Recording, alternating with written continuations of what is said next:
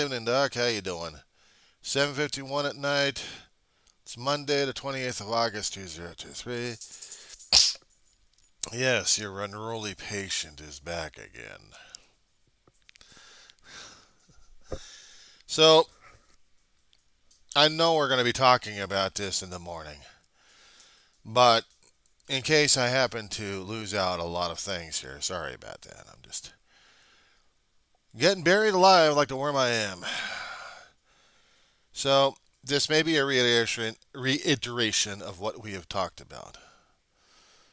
If we actually do talk about it, but if not, it may not be. So, yeah, things at school have been happening, and also I've been getting the triggers, but not at school, at home usually, and you know, family matters or family things come up, and I'm seeing it, or I'm experiencing it, and boom, there it goes. That being said, I'm surviving. Sleep's still screwed up. But also, I'm dealing with schoolwork, which is burying me alive like the worm I am.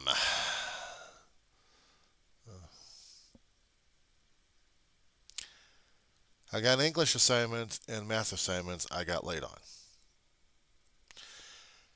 Last week, we had a COVID scare. Something or someone managed to get the survey or something else triggered to where the entire class of English that I was in got the notices. Of course, they went to the next day and fine, but me, I didn't. I wasn't taking any chances. I took a couple of days off just to make sure what the hell was going on because I didn't know what the hell was going on. I think it was about last week or week before that we actually had that. So I wasn't taking any chances at this point over here. I was waiting for the incubation period to run its course about 10 days.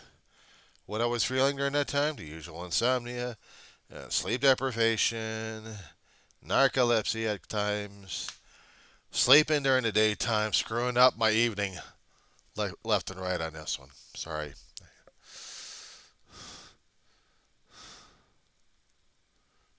Sweat stains. It's warm in here. What was throwing me off was when the temperature fluctuates rapidly. And you get cold and warm, you get cold and warm, you get cold and warm, but it's not you, it's the external environment. So what happened to me was I was feeling oogie. My equilibrium was shot, and so was my temperature gauge. I don't know, maybe my thyroid went out, going crazy, or trying to have a hard time dealing with it. Give me 1 second. I need to deal with my dog real fast. Yeah, I'm leaving around recording. Hang on, Mark. You need to get up there, baby. I get you up there. I get you up there. I get you up there. I get you up there. Come on. I know. I just want to make sure you're safe. I just want to make sure that you're safe, puppy. Yeah, I want to make sure that you're safe from a puppy. Just a safe puppy.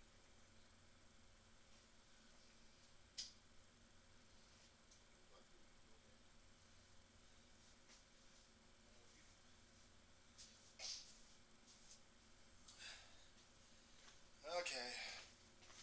Sorry about that, Doc. Got another one for the menagerie. This one's with the knife vest on.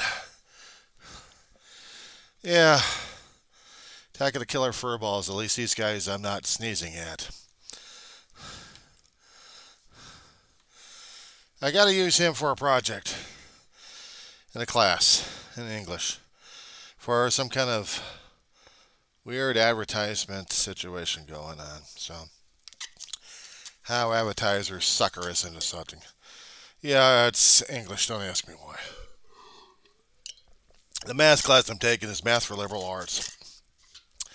They're just as confuddling and confusing and insane as philosophy 101 and critical thinking and philosophy, and that don't even try it. Don't even try to comprehend it.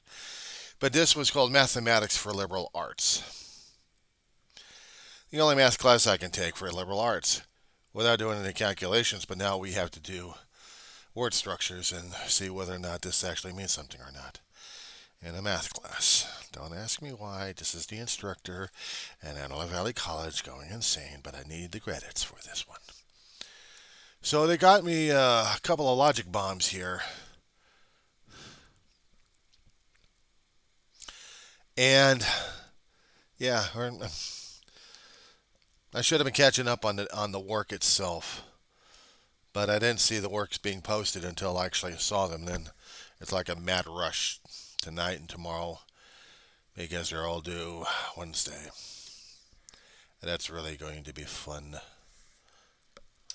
So other than that, so that's not trying not to deal with politics at this point. And politics is going to drive me crazy at this point. But I'm trying to stay the hell away from that tonight. I was watching this series, speaking of politics. It happened about 11 years ago on HBO. It was called The Newsroom with Jeff Daniels in it and Sam Waterston. Heavy 2.5 seasons worth of episodes on Max there. Yeah.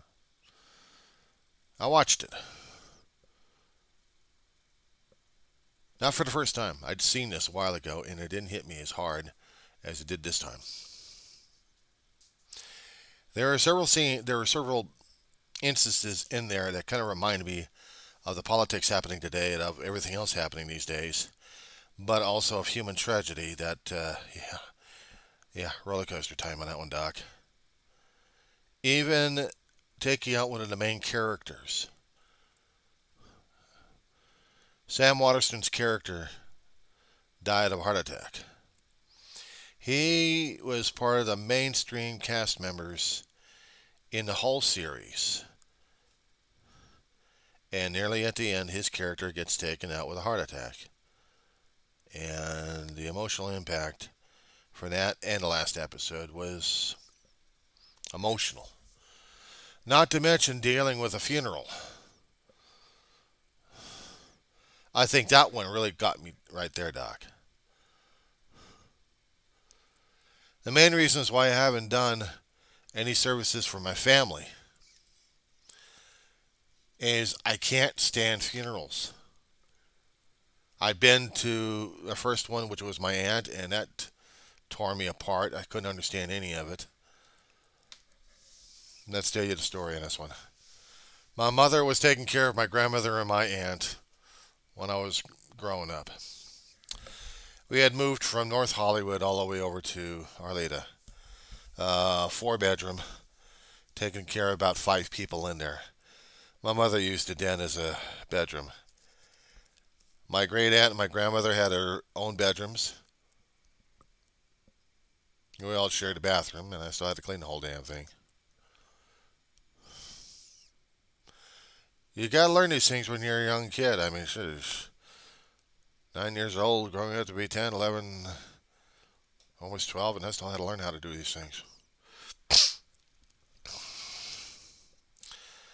And my brother, before he went into the Navy, and then still used his bedroom when he was in the Navy. And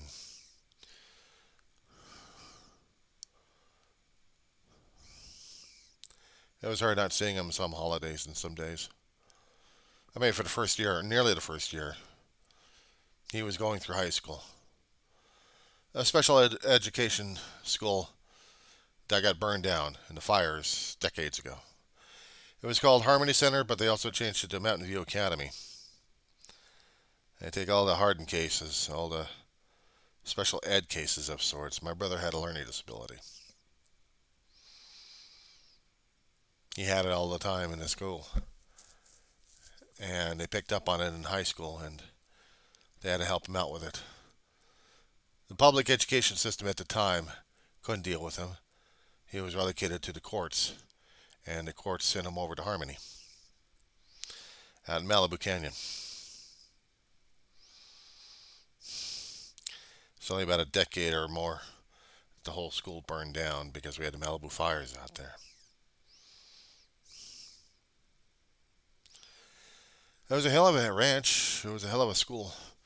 bungalows out there, horse ranch, built by my brother and a few other students. He loved it out there. He graduated a little early, went into the military, went into the Navy. Long stories. We got to get into that one, Doc, a little bit later. But getting back home to Arleta there, you know, we just our first night we're trying to move into the house and finalize everything else. And Dave and I had to run the damn car, station wagon, huge monster. We turned it into a subcompact. He was driving. He just got his license 3 or 4 weeks. He thought he was knew what he was doing. He was speeding through the side streets, hit oil and water. Car fish still spins around, hits a tree. No, I take that back. It was a power pole. It pushed the engine right towards us. Yeah, dual dashboard on the passenger side. Lower end metal because you had the metal trays for your cup holders. On the top portion, it's padded. Why did I had to hit the metal? I don't know. But I was seat belted, so. Where the hell was I? I was trying to make a point out of this. Aunt May. She had health issues. She had lost her husband for several decades. Uncle Al. Nice guy. I met him only once, but he made a hell of an impression on me. They were living up in Oakland at the time. And after Uncle Al died, Aunt May was put into a home and vegetated. My mother couldn't stand it. She went up to Oakland, got Aunt May, and brought her home. She was dealing with a hell of a lot of grief there. Too much. She was angry. She didn't want anybody else to fuss with her, and she was having health issues. Her heart was. She had angina attacks, but they're like mini heart attacks. Kept sending her to the hospital every so often, get her stabilized, come back home. Ma was doing the caregiving 24/7 while taking care of me at the same time. Grandma had some health issues, but we didn't realize how serious until later on. We didn't think, well, she had some heart issues, but not as much as Aunt May did. In 1979, January 31st, a little after midnight, I just celebrated my birthday. My 12th birthday. And about a week or two later, I had to take some time off from school, fly up to Oakland and do a see the viewing, and then the memorial, and then back home again. Actually, it was a weekend we did this on.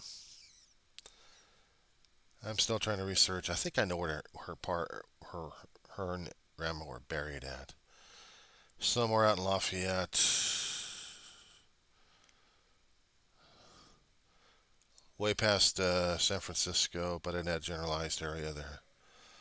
I just hadn't been out there for a long while. I don't know how to get out there. I've been trying to Google map this thing here.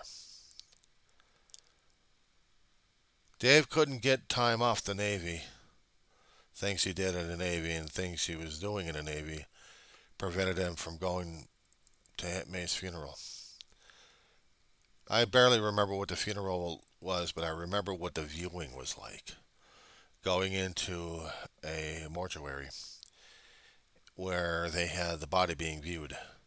She had an open casket. She was wearing her blue and white robe, her favorite gown. Ma didn't want me in there. She thought it was going to be too damn hard for me to see. And the adults would go in there. But me, I was outside. One of the attendants was watching over me, making sure I was okay. I wasn't okay. I didn't know what the hell was going on, and I was I was told that Aunt May died, and I was still in shock. I didn't know how to handle death in that fashion where I saw someone I loved going through this. And there's a little bit more to the Aunt May story on this one here, Doc. Before I get into the viewing situation, let me backtrack on it. When Aunt May was going through the grieving, she was nasty at times. Grandma would tell her, "Oh, settle down, May." And May would growl something at her, but you know, they went back and forth. They were sisters. Grandma was the youngest by a couple of years. Aunt May was the oldest. Aunt May was about 1903, and Grandma was born 1905. Long time.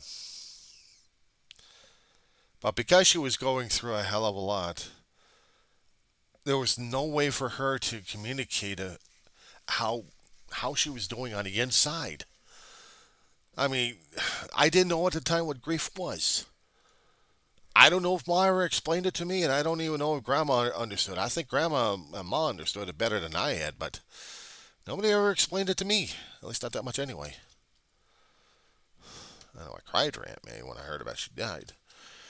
But while she was still alive, and she was still being mean spirited, there was one day I decided to get on her lap. My mother kept telling me this story all the time. I still remember parts of it anyway. I get on her lap, I grab her by the face, and she's got this scowl. It's like, "What are you doing to me? I don't care how mean you are. I still love you." I think my mama was watching this, and maybe grandma too, because their faces and their jaws, it's like the eyes bugged out, the jaws dropped, because they saw Aunt May melt for the first time. And somehow she smiled.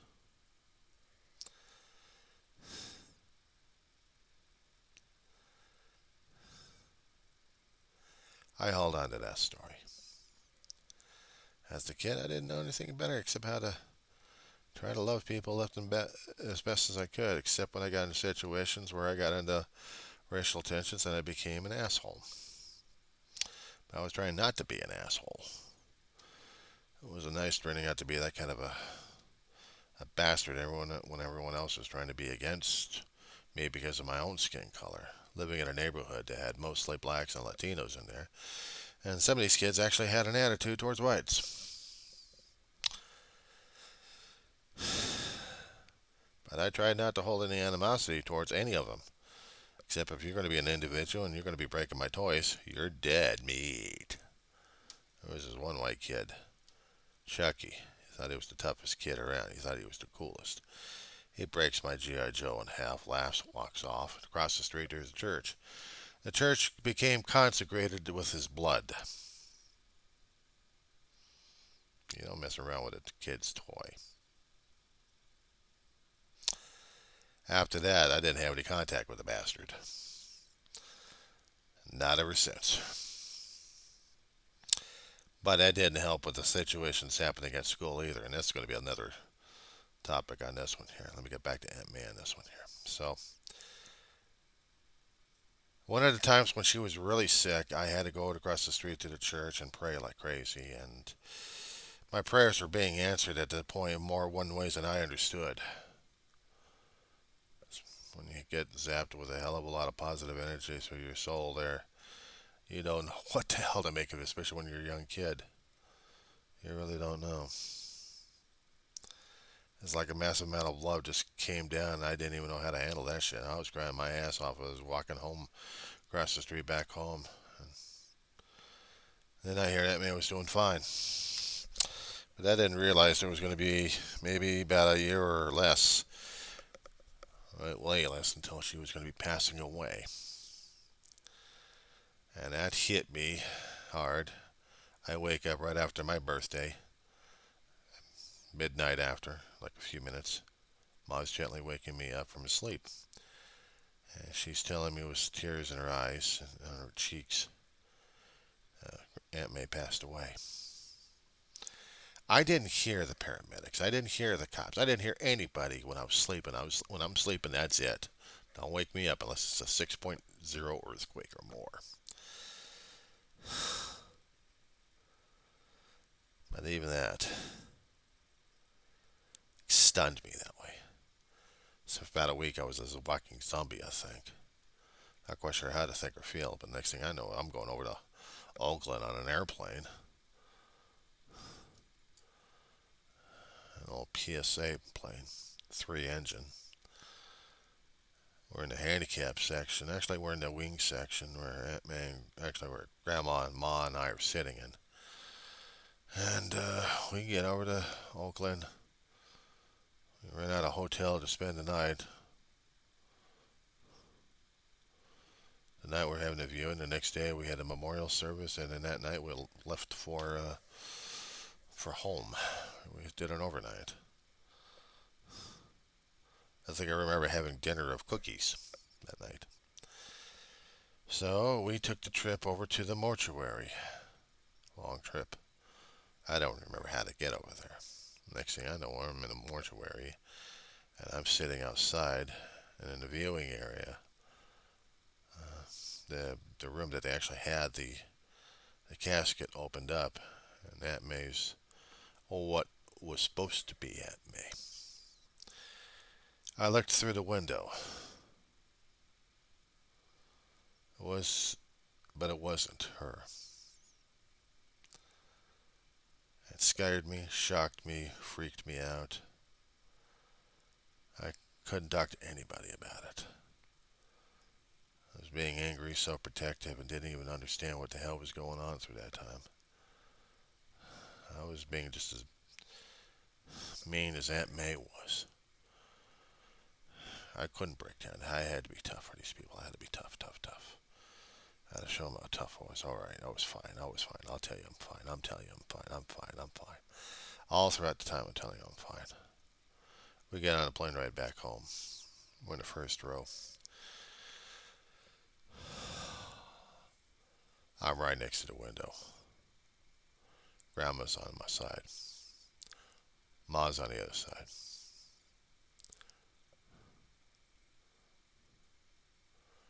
Grandma's asking me, "Are you alright, Johnny?" I kept hiding the damn tears. I kept trying to hide the sobs. I kept telling him I'm fine. I wasn't fine.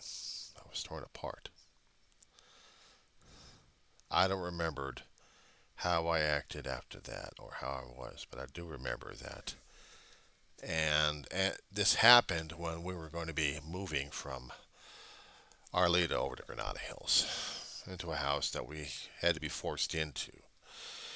The pastor of the church decided he was going to buy the property that we lived on so he can get to church faster across the street. Be easier for him and his family. It was big enough. We got kicked out. We found a house out in Granada Hills, cheap enough rent, dump, with a swamp cooler in it. I hate those frickin' things.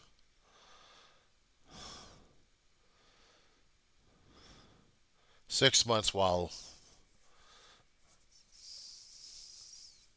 well, let's see.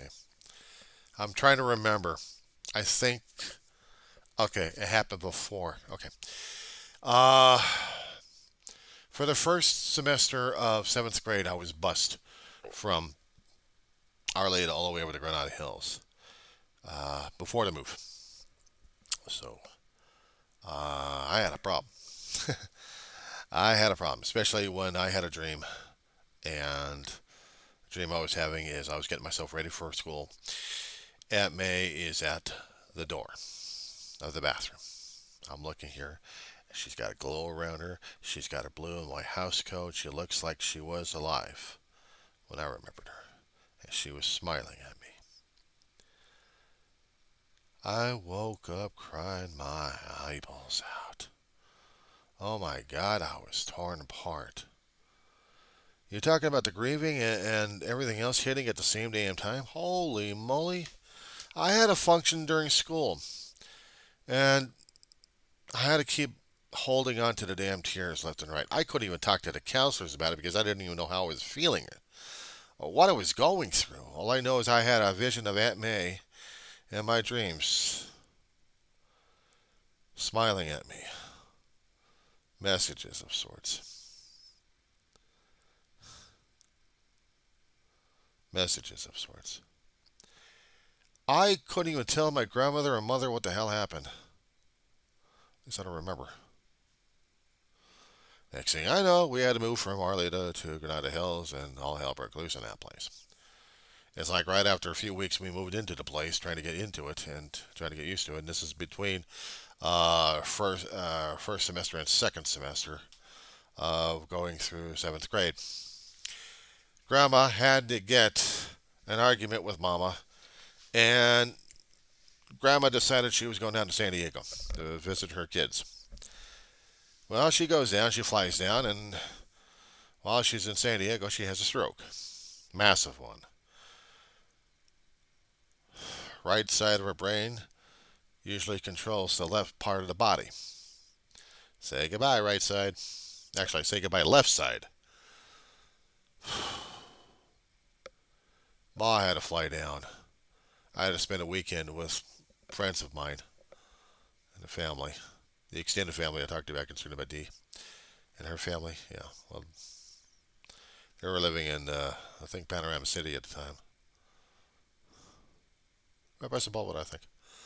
Anyway, it was an apartment complex. They had a swimming pool. Got goggles, swim fin. I was having fun. I was having fun with it.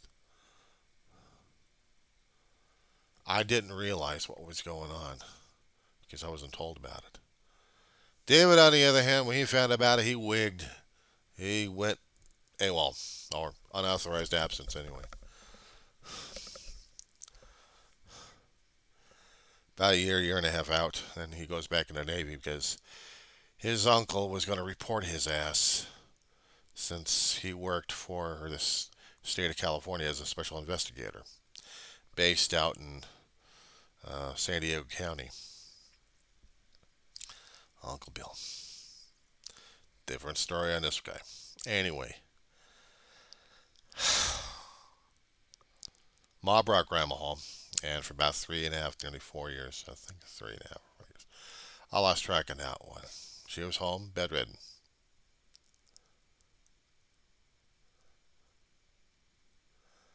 Yeah,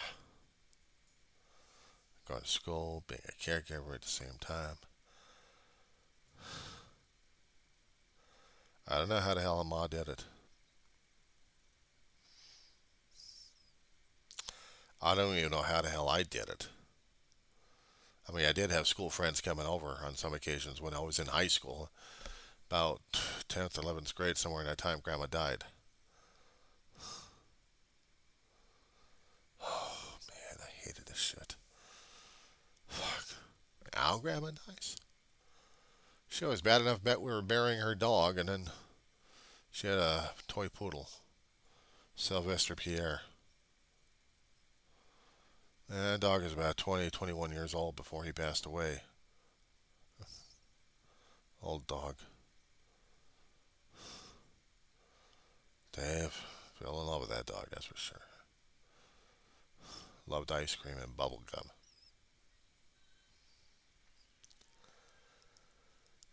My brother would get ice cream off the Good Humor truck, peel off some of the chocolate, and Sylvester would be looking at the damn thing. I didn't realize a dog could love ice cream that badly. Vanilla.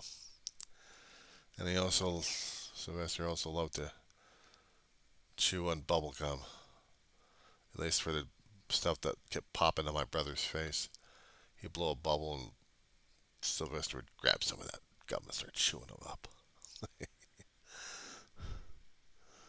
I saw it and I was laughing my head out on that one.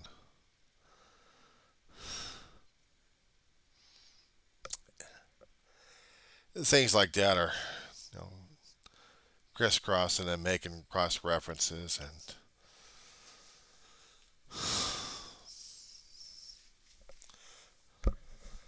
yeah, they're Tearing my ass apart on this one here. That's for damn sure, Doc.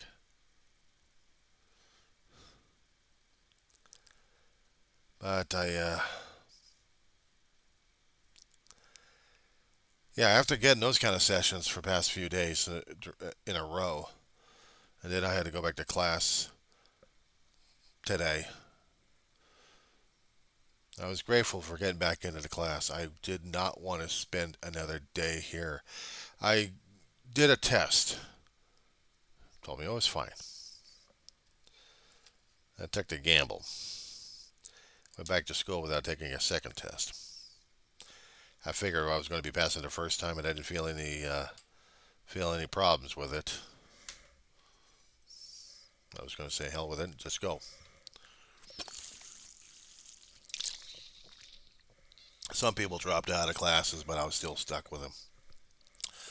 I'm not giving up on it this time. COVID or no COVID, be damned. I'm doing what I got to do, Doc. I mean, I like it, but I'm doing what I got to do. But this time, I'm not looking at the class of math as dread and fear, disgust, and everything else going on inside of me. I never did like, well, doing the numbers and the calculations. Okay, that's fine. I'd still have to do that anyway. If I was back in an accounting class, if I actually had taken accounting 101, basics of accounting, just learning the basics of it, okay, fine. Probably take it as to no credit. I learned a lot from mine anyway. But it wasn't going to make it into a damn career of it anyway. It still wasn't. But this is supposed to be math for liberal arts. Mathematical concepts, not calculations. Am I ready for this damn crap? Let's just say after surviving one philosophy professor in a semester, I think maybe I can try surviving this one here too, but this time get a better grade than I did the other class.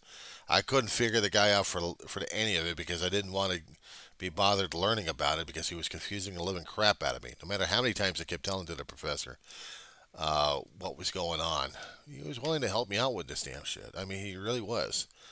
And he didn't like flunking his students out.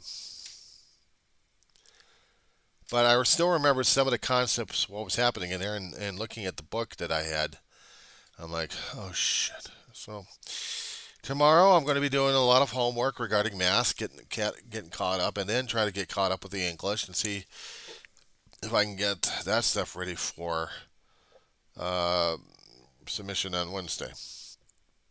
So yeah, that's going to be fun, real fun. So even right after, before, and after I talk with you, it's homework, homework, homework. Unless something else happens. Anyway, had to get it off my chest, but I'll be seeing you.